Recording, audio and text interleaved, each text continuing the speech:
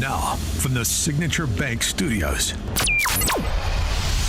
This is Chicago's Morning Answer with Dan Proft and Amy Jacobson on AM 560. The Answer.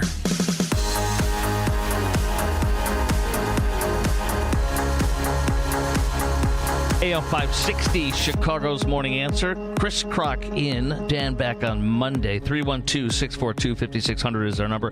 312-642-5600. The huge story of the day, other than Chuck de Caro, who we're going to have on in just a second, and you'll hear why he's great too. But coming up, we're going to get into the unbelievable watershed moment with UPenn being literally brought to their knees, brought to heel like a dog for how they mistreated women. They are apologizing for how they treated Riley Gaines and so many other athletes, and particularly Paula Scanlon, who was on that UPenn team. You're going to hear their reactions.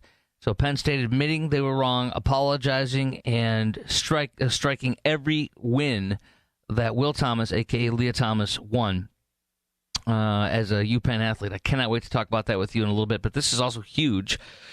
Chuck de Caro, you're exactly who I'd like to talk about. CNN's first special assignment correspondent, served with the 20th Special Forces Group Airborne, former outside consultant at the Pentagon's Office of Net Assessment for 25 years. Chuck, I had to look up what the Office of Net Assessment is because what do I know, right? And I think most of us. And apparently, it's even more badass than I was thinking. Pentagon's internal really? Pentagon's internal. You're like, oh, come on, Chris. No. Badassometer before you get in the door to measure and see if you're qualified. Yeah, my badassometer, from what I read on this, I'm like, okay, I think he's pretty badass. But then I talked to the guys here at The Answer, to Quinn, the executive producer, to Justin, the associate producer, and they said, yeah, he's his badass. My thermostat was at about 7 or 8, and they're like, no, he's about 8 or 9, maybe 9.5. And so, so listen, I wanted to ask you so many questions. First of all, thanks for joining us. Thank you for your service. You're welcome. I do it again tomorrow. I'd like jumping on airplanes at night in the rain. It's fun. I have not jumped out of one, but I'm glad you're doing it you did it for us. Okay. So I wanted to ask you this. We got this coming out, and, the whole talk about Iran, satellite images capturing activity at Fordo's, Iran's Fordo nuclear site. This came out from the Journal yesterday. And you got so many people that ridicule with that DIA initial assessment on the intelligence that it will only set the program back by a couple months. Personally, before I hear from you, the expert, I'm going to tell you I think this is so stupid that it's, as we know by the IAEA's head inspector, who kind of seemed to walk back some stuff, but Israeli intelligence, our intelligence, not the DIA, with an assessment from SIGINT, Signals Intelligence, and some satellite photos, which is nothing in the 24 hours after. I think it's been terribly hurt, and but I want to know from you, how badly has the program been set back, and what do we need to worry about with this as far as Iran? Because my personal thing is, I think that if they do start doing it again, we'll hit them again. I mean, period. Talk to me. No, I think that's absolutely correct. If we find out that they're becoming a nuclear threat, we'll just do it again, especially under this president. And I think basically you don't have a choice. If you get the hands of a theocracy around an atomic weapon, and there's nothing that will stop them from using it, because it's a theocratic decision rather than a geopolitical decision. So that's very, very dangerous, and we would reattack. So here's another thing, Chuck. The idea that perhaps, and I honestly think it's not nearly as big as the deals they're trying to make it be, but the people who are detractors to the Trump administration, to the strikes on Iran, which I'm so happy that we did. But they say, there could be 900 kilograms or whatever the poundage is of enriched uranium at 60%. Well, what do you do with 60% enriched uranium if you don't have a means to deliver it? And let me ask you this: could they somehow turn that into a crude dirty bomb and get it over here, or is it really so not feasible the way that uranium is carried, stored, etc.? You could, if you would atomize that and spread it, you could get a lot of people sick. and the economic cost would be enormous. You wouldn't have a bang like the Hiroshima bomb, but you could push the enriched uranium dust out and make a lot of people sick. It'd be really hard to clean it up. Dirty bombs. Mm-hmm. So yeah, that's a threat as well. I don't know, the 900 kilograms of uranium is bandied about, but nobody, that's some estimate, I guess, from the IAEA as to where it was and where it was stored. I don't know. What's your inclination? On that is going to be immediately available. Go ahead. What's your inclination? Because mine is that those trucks and stuff at the very beginning after the attack were there to cover up the holes, the ventilation shafts, with concrete again, and to make a road so they could start getting in there. And I'm reading in the Wall Street Journal article I just quoted at the beginning here that they what they're doing right now is cleaning stuff up, getting it ready to go in and go down that shaft. Which good luck with that guy. He might not make it after a few months of being exposed down there. I have no idea. Well, that's true. First of all, I am sure that the Israelis are monitoring that very closely, and I'm sure that we're doing that with satellite surveillance and looking for clues and interpreting exactly what they're doing. And likely, everybody in the world is probably eavesdropping to see what their transmissions are like on the ground. Even things as silly as walkie-talkies can be monitored and get an idea of what they're doing. So, I think the Israelis are watching very closely and seeing if they make any discoveries that would be harmful to the current, balance of power. Chuck de Caro, who not only was with the 20th Special Forces Group Airborne and former outside consultant with the Pentagon's Office of Net Assessment for 25 years, I wanted to ask you about this. I had the privilege of interviewing the former, time and time again for years, the former head of the Texas State Troopers, DPS. He was the head of their border operations, counterintelligence, counterterrorism, working with Mexico and with you guys at the military federal level. Now, here's my question. I talked to him about this. With Joe Biden's illegal invasion of 20 million illegals over 4 years, that how they smuggle the terrorists that come in, and we know that they were ISIS sympathizer terrorist smugglers, if you will, and others. He also told me that literally that the Mexican, the narcos, the cartels, they literally do not care if they smuggle in ISIS and then a week later they see New York City dissolve. They don't care. They make a lot of money with them, and they will continue to do it. He also said that what they do is, particularly when you have Biden in charge and the massive invasions going on, they'll send 300 illegals that way, and then they'll send, and they have a terrorist cell of about 18 of them, he says, for example. They don't send all 18 in a direction. They'll take 2 or 3 of them, they'll put them over there, and then 300 people, it's just regular illegals going that way. And then if one of those little cells of 2 or 3 out of the 18 cell gets caught, no problem, because you still got 12, 15 more left. And they send them 2, 3 at a time. Also, I asked a former guy who was with the DIA, I believe it was, or DOD, about with weapons, and I said, can you smuggle in a backpack if you're an Iranian terrorist or ISIS, etc., during that invasion of Joe Biden, where everybody's coming over who wanted to, and 2 million gotaways? Can you fit a nuclear dirty bomb type material in a backpack? Can you fit a chemical warfare, whatever, chemical in the backpack for a chemical attack or a bio attack? He said yes, and yes. Over the border backpack, you can get that stuff in here. Talk to me. What do you think about all that? And second of all, how likely is it that we have a bunch of terrorists that have come in over those 4 years that are going to strike us this month, next year? Go ahead. It makes you feel any better. I was writing about this for Net Assessment as a sidelight of the effects of the information age, and the answer is, I created a term called the hostile amalgam. And a hostile amalgam is a nation state or 2 or 3 align with a non-state actor for a common purpose.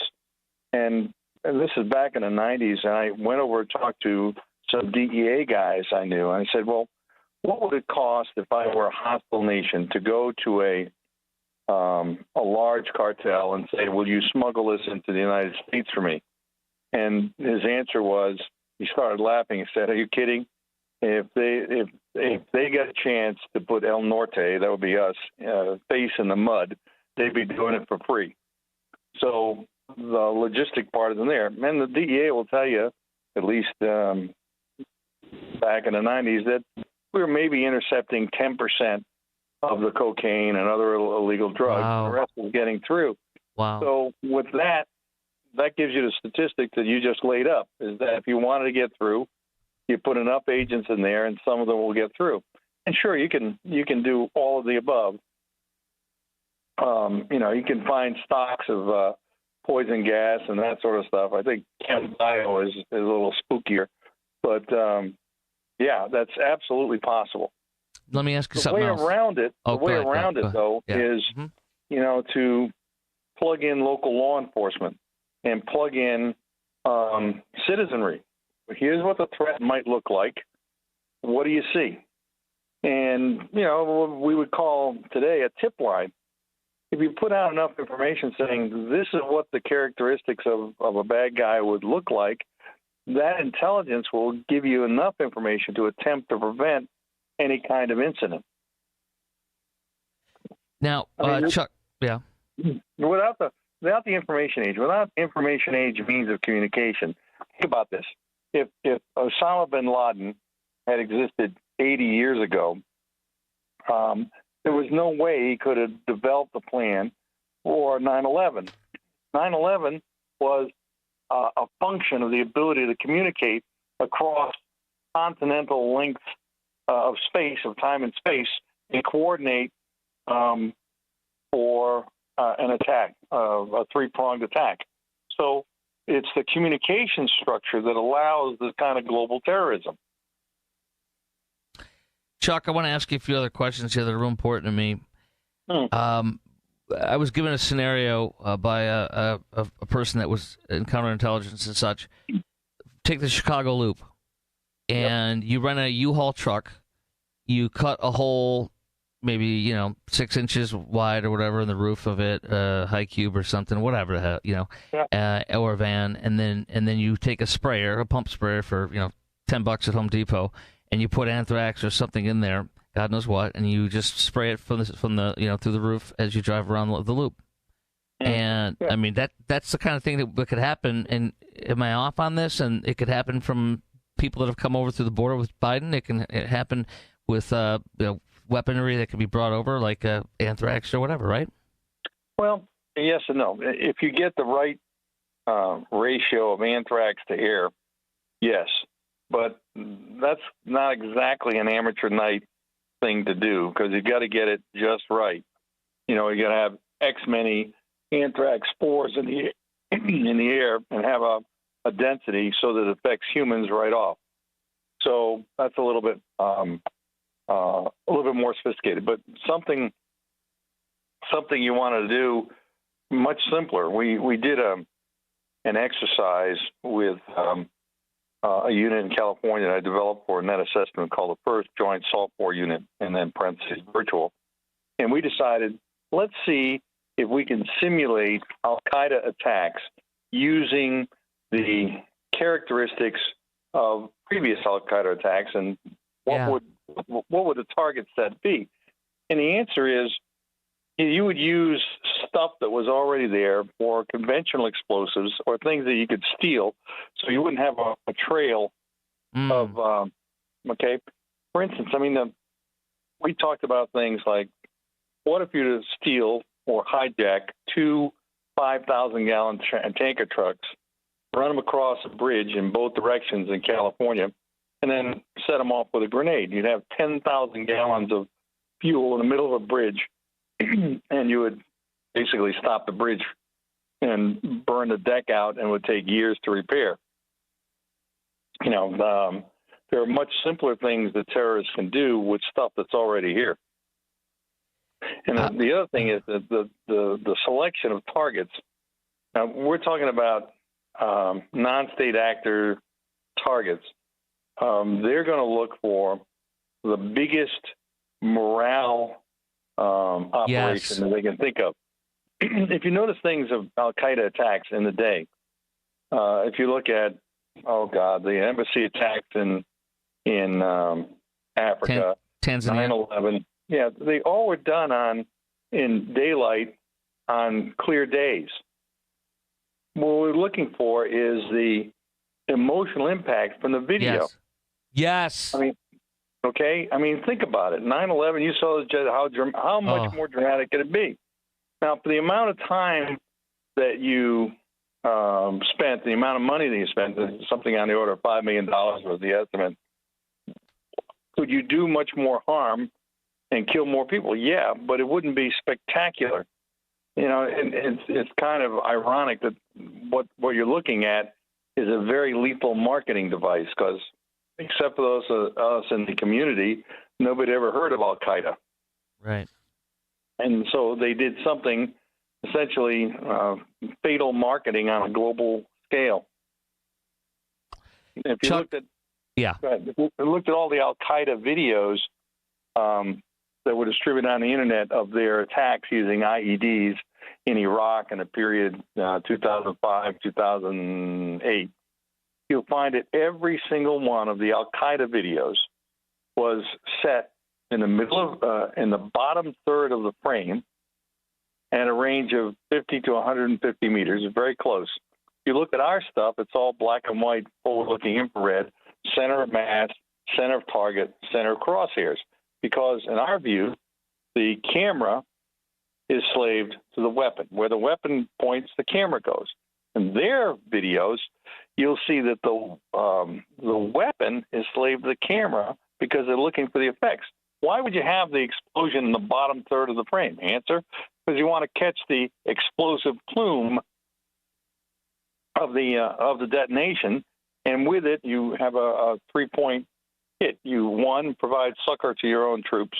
You erode the morale of the U.S. troops in the field, and eventually you erode the morale of the taxpayers here, because it seems like a never-ending war. But the fact is they weren't blowing things up for military purposes. They were blowing things up for political purposes. The famous shot of an attack on a 2.5-ton truck that was carrying porta potties. Now, who would blow up porta potties? No, I'm serious. I know. Just wanted the effect. And they would even publish on the internet attacks that didn't work right. That blew up, but the truck kept on going. So, it took some investigation into why they were doing it. And from that, you could develop countermeasures, which I was involved in a day. Chuck, we got like less than a minute. I got to ask you real quick. I'm so grateful for you. I'm so grateful that people like you are watching and being vigilant to protect us all, seriously, when we're sleeping, when we're not aware. How many terrorists do you think came in under Biden for 4 years, and how soon, what kind of attacks are we looking at? I know it's a hard way to answer it real fast, but just real quick, tell us your thoughts on what happened over the 4 years and where we're at and how much of a threat we're looking at here. Well, it's not how many, it's how well organized the ones that got here are. What means of communication are they using? If you can break that, you can break them before they can attack, especially if they're trying to do, some coordinated attack and not a hit here, a hit there. We had a similar problem. I'll give you a homework assignment, okay? Okay. I don't like homework. Assignment is to look up the werewolves. The werewolves were uniformed Nazis, mostly Hitler Youth, that were stay-behind forces that kept attacking U.S. forces well into 1946 and even early 47. Wow. And, and the way we did that was absolutely suppressed information to everybody that these attacks were going on. And we ruthlessly tracked them down, and in many cases we used summary court-martials to line them up and shoot them. Look it up tonight. Nazi werewolves, World War II stay-behind forces, and they were the same thing. They were highly motivated terrorists. But one of the things we learned right away is don't let them communicate. Don't let them know that their successes are working. Ah. Okay, so I expect to hear back from you and Quinn with that homework assignment. Go, gee, I didn't know that. Our grandfathers had this problem, different scale, but they settled it quickly. Chuck, I want to tell you something. I could talk to you for hours and just be fascinated, scared, riveted. I am so grateful for you for the time we spent together, and I look forward to talking to you again. I'm really grateful for you so much. Thank you for everything you've done for us and you will do for us. God bless you. Anytime. Just call anytime you want, Chris. You the man. Trust me on that. I could have a beer, coffee, cigar with you for hours. Thank you so much. Okay, coming up next, we're going to talk about Leah Thomas, the man, Will Thomas. Not to be rude either, but he's all of his records have been stricken from Penn State. Penn State is apologizing. They're giving the women back what they stole from them, which you can never get back what they did to you. But here we are. I cannot wait to get into this watershed moment with you coming up next. This is Chris Crock in for Dan on AM 560 The Answer, Chicago's Morning Answer.